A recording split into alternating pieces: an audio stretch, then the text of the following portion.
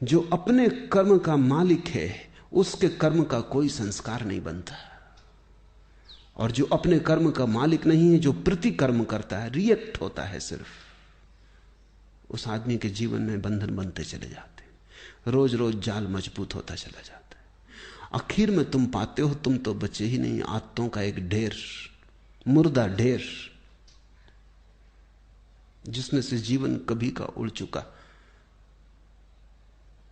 पक्षी तो जा चुका है जीवन का बहुत पहले, कटघरा छूट गया है, पिंजड़ा छूट गया है। जागो इसके पहले कि देर हो जाए, और आदतों से मुक्त होना शुरू करो। मैं तुमसे ये नहीं कह रहा कि बुरी आदतों से मुक्त हो जाओ और भली आदतें बना लो। तुम्हारे महात्मागण तुमसे यही कह रहे हैं। वो तुमसे कहते हैं बुरी आदतें छोड़ो, अच्छी बनाओ। मैं तुमसे कहता हूं आदत छोड़ो। बुरी और अच्छी आदत से कोई फर्क नहीं पड़ता। लोहे का हो पिंजड़ा की सोने का, क्या फर्क पड़ता है। एक आदमी को सिगरेट पीने की आदत है, सारी दुनिया बुरी कहती। दूसरे को माला फेरने की आदत है, सारी दुनिया अच्छा कहती। जो सिगरेट पीता है वो अगर न पिए तो मुसीबत मालूम होती, जो माला फेरता अगर न फेरने दो तो मुसीबत मालूम होती। दोनों गुलाम हैं। एक को उठते ही से सिगरेट चाहिए, दूसरे को उठते ही से माला चाहिए। माला वाले को माला न मिले तो माला की तलफ लगती, सिगरेट वाले को सिगरेट न मिले तो सिगरेट की तलफ लगती।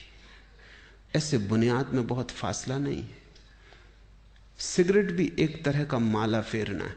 धुआं भीतर ले गए बाहर ले गए, भीतर ले गए बाहर ले, मन के फिरा रहे हैं बाहर भीतर। धुएं की माला है, जरा सूक्ष्म है। कोई अपना कंकड़ पत्थर की फेर रहा है, जरा स्थूल है। असली सवाल आदत से मुक्त होने का है। मैं ये नहीं कह रहा हूं कि माला मत फेरो, मैं ये भी नहीं कह रहा हूं कि सिगरेट पियो। मैं ये कह रहा हूं कि तुम मालिक रहो। कोई आदत ऐसी ना हो जाए कि मालिक बन जाए। कोई आदत, मंदिर जाने की आदत भी मालिक ना हो जाए, ध्यान करने की आदत भी मालिक ना हो जाए। मालिक तुम ही रहो। मालकियत बचा के आदत का उपयोग कर लेना, यही साधना है। मालकियत खो दी और आदत सवार हो गई तो तुम यंत्रवत हो गए, तब तुम्हारा जीवन मूर्छित है। ऐसे लोग हैं जो मेरे पास आके कहते हैं कि अगर पूजा ना करें रोज तो बेचैनी लगती। वो सोचते हैं कि बड़ी धार्मिक घटना घट गई उनके जीवन। मैं उनसे पूछता हूं पूजा करने से कुछ आनंद मिलता? वो कहते हैं आनंद तो कुछ नहीं मिलता, लेकिन ना करें तो बेचैनी लगती। यही तो सिगरेट पीने वाला कहता है। वो कहता है कि उससे पूछो कुछ आनंद मिलता? वो कहता है आनंद क्या रखा है, आनंद तो कुछ नहीं मिलता, कभी कभी खांसी जरूर आती, आनंद तो कुछ भी नहीं मिलता। लेकिन ना पियो तो बेचैनी मालूम होती। इसे तुम थोड़ा सोचो। इसी को मैं यंत्र हो जाना कहता हूं कि जिससे कुछ भी नहीं मिलता है उससे भी न करने पर बेचैनी मालूम होती। उपलब्ध कुछ भी नहीं होता है, पाने को कुछ भी नहीं है, लेकिन छोड़ने में मुसीबत, क्योंकि आदत ने पकड़ा है। अब आदत इतना ही कर सकती है, करो तो कुछ ना मिले, ना करो तो कुछ खोता मालूम पड़े। अब ये बड़े मजे की बात है, जिस चीज को करने से कुछ नहीं मिलता उसको ना करने से खोएगा कैसे? कुछ खोता नहीं, सिर्फ पुरानी आदत, पुरानी लकीरों पर न चलने से अड़चन मालूम होती। मैं एक बहुत बड़े वकील को जानता था। उनकी आदत थी कि जब भी वो अदालत में खड़े होते, पैरवी करते, बड़े वकील थे, अंतर्राष्ट्रीय ख्याति के थे, और लंदन और पेकिंग और दिल्ली 3 जगह उनके दफ्तर थे। तो उनकी आदत थी कि वो अपने कोट का बटन घुमाने लगते थे जब अटक जाते। सभी की होती, कोई अपना सिर खुजलाने लगता है, कोई कुछ करने लगता है। उस आदत का भी वैसा ही उपयोग है जैसे बटन दबाने का।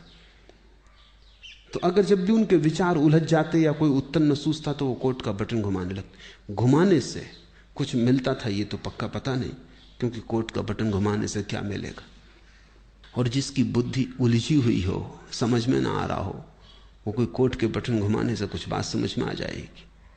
लेकिन विरोधियों को यह बात दिखाई पड़ गई कि वो जब भी उलझ जाते हैं तो बटन घुमाते। एक बड़ा मुकदमा था, एक बड़ी स्टेट का मुकदमा था प्रिवी काउंसिल में, लाखों का मामला था।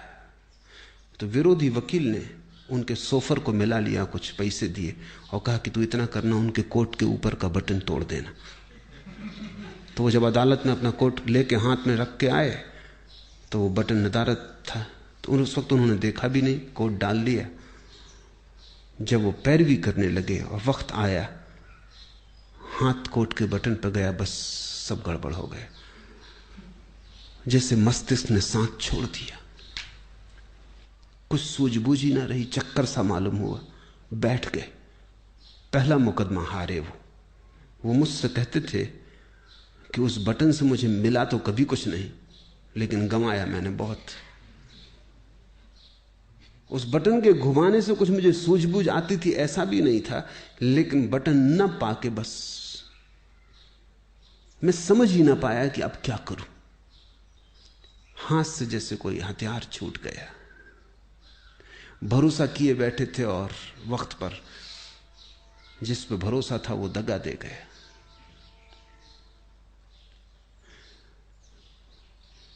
जिनको तुम आदतें कहते हो, बुरी हो या भली, इससे कोई भेद नहीं पड़ता। सब आदतें मालिक हो जाएं तो बुरी हैं, तुम मालिक रहो तो कोई आदत बुरी नहीं।